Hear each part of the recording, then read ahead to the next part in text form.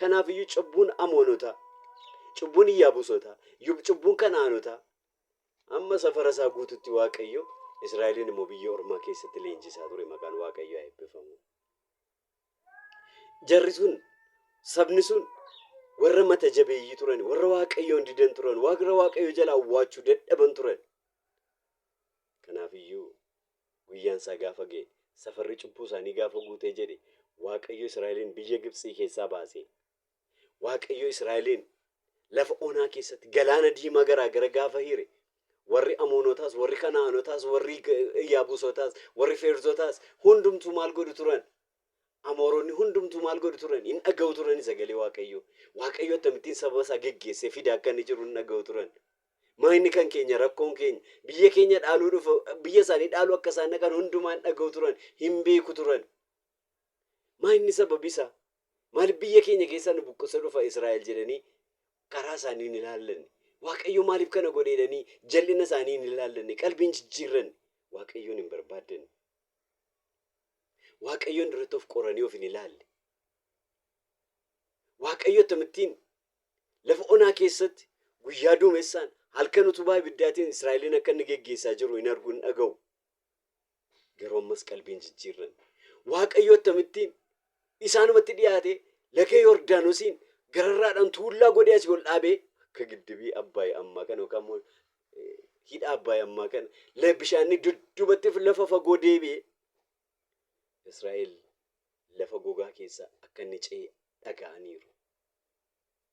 Garuu ammas isaan maal gochuutti ka'an? Yaarikoon mooraa ishee gamoo gurguddaadhaan naannessitee ijaarratti. Raabiin iddoo sanatti gaafa ilaaltan macaafa Iyyaasuurraa Rahaab ejjetittiin maal jette? Warri gaaddonni gaafa isaan dhaqan gaaddota Waaqayyo ajjeesuudhaaf yeroo isaan qophaa'anitti gaaddota dhoksiteetu Waaqayyo isinii wajjin akka inni jiru dhageenyeera. Akka inni iddoo kana isiniif kennuudhaaf jiru dhageenyeera. Kanaaf keessi keenya dhumeera. Maaloo jette? Anaan na hambisaa. Ani saba kanaa wajjin baduun barbaadu jette. Waaqayyo dhuguma isinii wajjin jira. Inni dhuguma Waaqayyoodha jette. Lubbuun kun hin baraaramte macaafa Iyyaasuurraa dhaqaa itti ilaalaa. Mana isheen baraarte, qomoo isheen baraarte, sanyii isheen baraarte.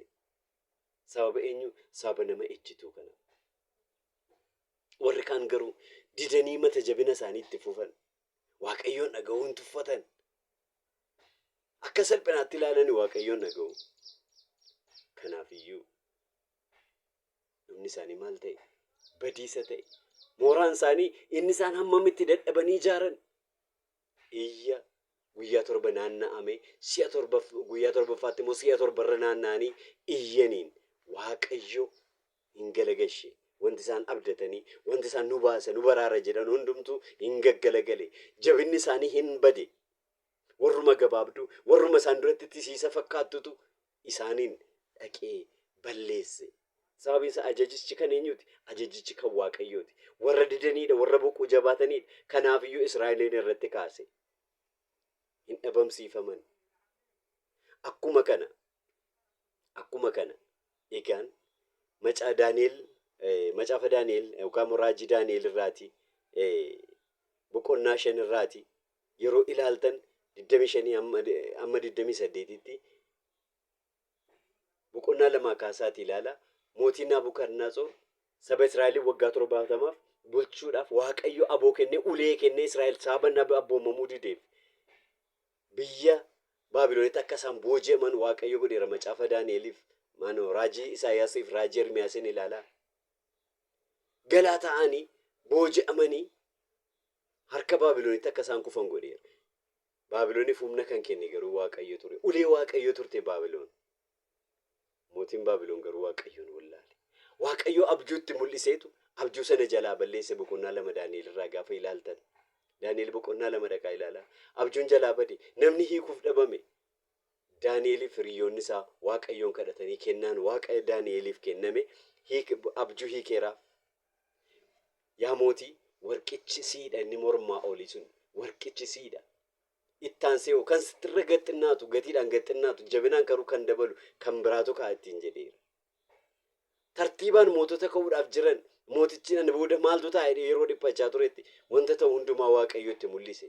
Sana booda garuu boqonnaa 3 irratti gaafa dhattanii ilaaltan immoo warqeedhumarraa hojjaan isaa meetira 60 bal'inni isaa meetira 6 kan ta'e bifa fakkeenyaa ofii isaatii hojjete maal jechuu isaati waaqayyoon inni jedheen ta'u kan hin jedhetu taa'e sana booda of tuulummaadhaaf of gurguddisuutu itti dhaga'ame baabiloon isaan ulfina kootiif ijaarradhe miti jedheetu baay'ee of tuule waaqayyo garuu teessoo isaarraa isa kaaseetu akka maalitti akka sangaattitu akka inni marga nyaatu isa godhe waaqayyo ganameeffatee ergaatti ergaa ture nama kana baay'ee jaallata waaqayyo inni garuu dhaga'uu hin dandeenye akka sangaatti marga waggaa 7 guutuu akka inni nyaatu akka inni bosonatti galu waaqayyo isa godhe deebisee immoo garaa namaa kenneefi garaa bineensarraa garaa namaa kenneefi taayitaatti isa deebise ilmi isaa garuu kana utuu beeku iddoo isaa taayitaa inni qabatee jiru kana utuu beekutu qodaa mana qulqullummaa keessaa saamamee Israa'el saamamee dhaqee hundumaa fuudhee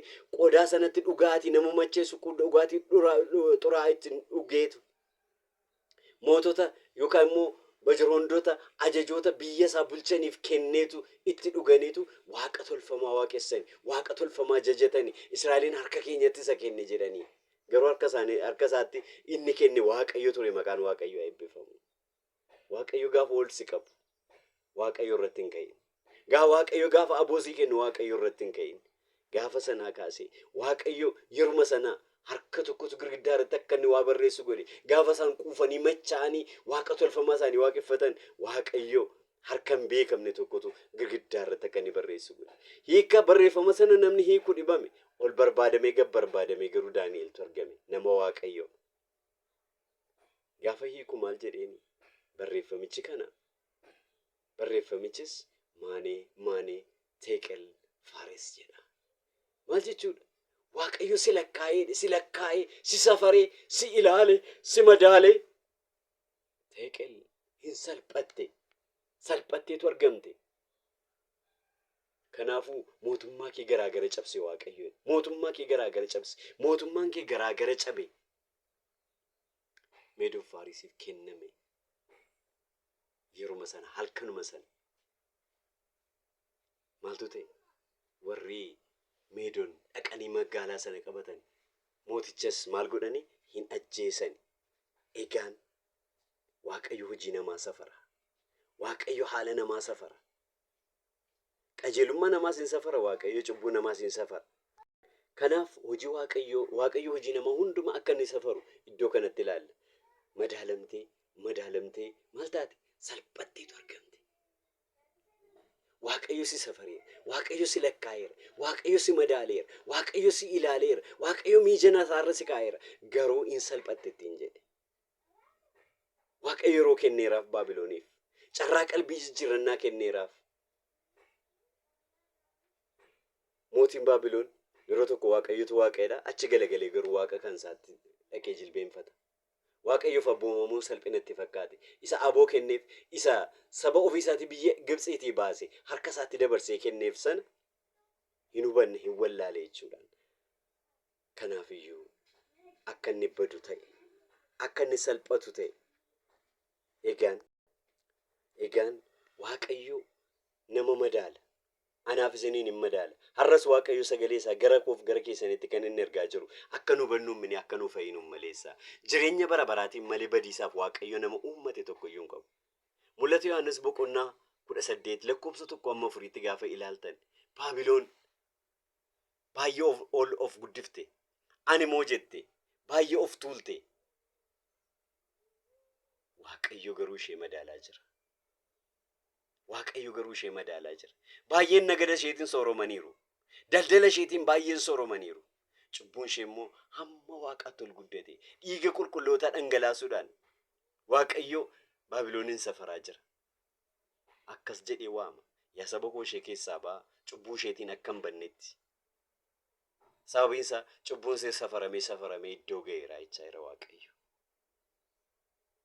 kan koof kan keessan maaltu safaramaa jira laata qajeelummaa moo cubbuu maaltu safaramaa jira mee waaqayyo duraa maal qabdame maalan qaba laata gatiin koo ani waaqayyoon duratti maal fakkaata laata Abrahaamin gatiin kee guddaadha jedhe waaqayyo maqaan waaqayyo haa eebbifamu gatiin kee guddaadha Sababii isaa Abrahaam nama Waaqayyoon amanatu ture sababa ta'eef, nama garaa guutuu Waaqayyoon barbaadate ture sababa ta'eef, gatiin kee guddaadha jedhe Waaqayyo Abrahaamiin. Gatiin koof gatiin keessan maal fakkaata laata? Kanaafiyyuu ishee keessaa ba'a isheen hin baddiitti jedheetu nutti dubbata jechuudha. Mul'ata Yohaannis boqonnaa 18 lakkoofsa 1:4 dhaqaatii mee ilaala. Adaraa keessan obboloota koo. Har'as Waaqayyo sagalee isa gara koof gara keessanitti kan inni ergaa jiru. Akka ittiin bannuuf utuu hin taane akka ittiin fayyinuuf. Akka Baabilooniin akka ittiin of tuulluuf utuu hin taane akka ittiin qalbii jijjiirranii Waaqayyoon barbaaddanuuf. Akka warra Amoorota cubbuu irratti cubbuu tuullachaa akka deemnuuf utuu hin taane. Cubbuu dhiifne jireenya bara baraatiif akka qophoomnu Waaqayyoon gooftaa keenya fayyisaa lubbuu keenyaa isa ta'e fudhannee ittiin jireenya bara baraa akka dhaalluuf Waaqayyo sagalee isaa ganameeffate gara koof gara keessanitti ergaa jira. Waaqayyo ko Israa'el